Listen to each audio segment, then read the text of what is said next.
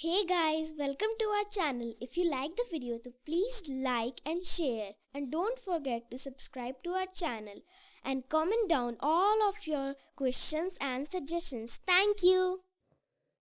नमस्कार दोस्तों, स्वागत है आपका अपने चैनल परिचय में। दोस्तों, टाइम ट्रैवल, ब्लैक होल या एलियंस, यह कुछ ऐसे विषय हैं जिनके बारे में बहुत सी बातें होती रही हैं। अगर ब्लैक होल को छोड़ दिया जाए तो एलियंस या टाइम ट्रैवल कुछ ऐसे विषय हैं जिनके बारे में समय समय पर कुछ लोग दावे करते रहे हैं, लेकिन इनके होने या ना होने के कोई पुख्ता सबूत हमारे को आज तक नहीं मिले हैं। हालांकि अक्सर हम मूवीज में या फिल्मों में यह सब देखते रहते हैं। कुछ ऐसी घटनाएं भी होती हैं जो हमें यह सोचने पर मजबूर कर देती हैं कि क्या वाकई में ऐसा कुछ हो सकता है। आज एक ऐसी ही घटना के बारे में मैं आप सबको बताने जा रहा हूं।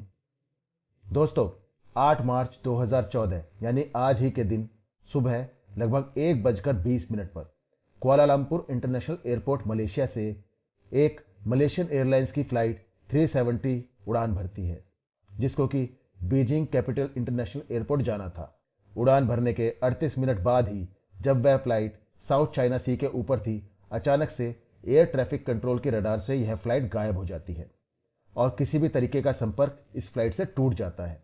इसके बाद इस फ्लाइट को मिलिट्री रडार से खोजने की कोशिश की जाती है, तो अगले 1 घंटे तक इस रडार पर यह फ्लाइट अपने तय रास्ते से हटकर दूसरे रास्ते पर जाते हुए देखी जाती है। सुबह लगभग 2:22 पर अंडमान सी के ऊपर यह फ्लाइट मिलिट्री रडार से भी गायब हो जाती है। दोस्तों, इस फ्लाइट पर सवार सभी 227 यात्रियों को और 12 क्रू मेंबर्स को मरा हुआ मान लिया जाता है। मलेशियन एयरलाइंस की हिस्ट्री में फ्लाइट 370 का गायब होना एक बहुत ही बड़ा हादसा था, जिसमें इतने सारे यात्रियों की जान का नुकसान हुआ था। हालांकि इसके 4 महीने बाद ही एक और हादसा हुआ था जिसने कि इस घटना को भी पीछे छोड़ दिया था। ईस्टर्न यूक्रेन के एक इलाके के ऊपर मलेशियन एयरलाइंस की फ्लाइट 17 को एक सरफेस टू एयर मिसाइल द्वारा मार गिराया गया था और इस पर सवार सभी 283 यात्री और 15 क्रू मेंबर्स मारे गए थे। तो दोस्तों, अब बात करते हैं फ्लाइट 370 के बारे में। फ्लाइट 370 के गायब होने के बाद इसको ढूंढना शुरू कर दिया गया था। शुरुआत में इसे साउथ चाइना सी और अंडमान सी के ऊपर ढूंढा गया।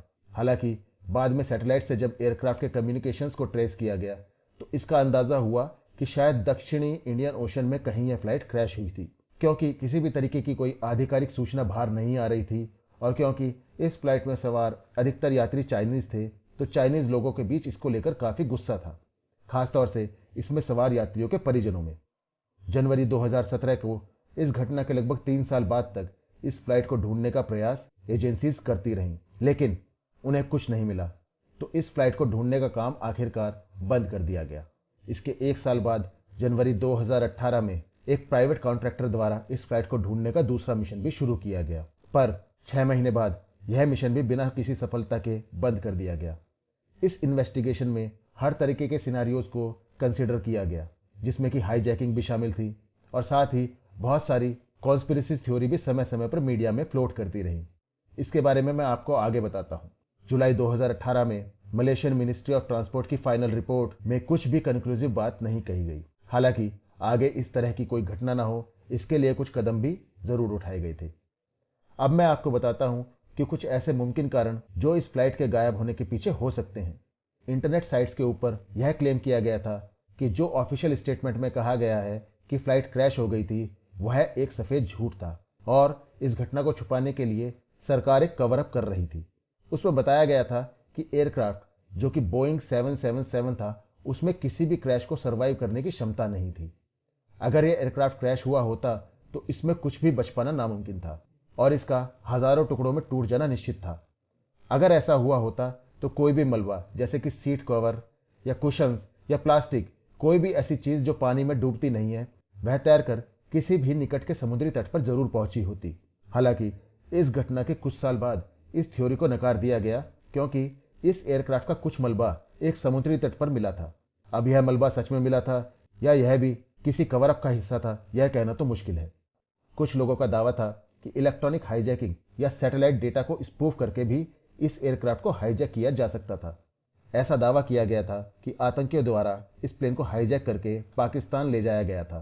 वहीं कुछ रशियन न्यूज़पेपर्स का मानना था कि आतंकवादियों ने इस प्लेन को हाईजैक किया था और वह उसे अफगानिस्तान ले गए थे तथा यात्रियों और फ्लाइट क्रू को बंधक बना लिया गया था।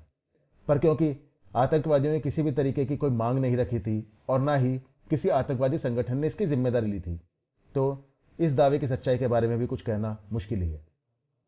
एक और कॉन्स्पिरेसी थ्योरी में यह भी कहा गया था क्योंकि इस एयरक्राफ्ट में एक न्यूक्लियर वॉरहेड नॉर्थ कोरिया ले जाया गया था, तो यूनाइटेड स्टेट्स ने इस प्लेन को उड़ाने के ऑर्डर दिए थे। एक दावे में यह भी कहा गया था कि फ्लाइट क्रू ने खुद ही इस एयरक्राफ्ट को हाईजैक किया था और क्रैश किया था।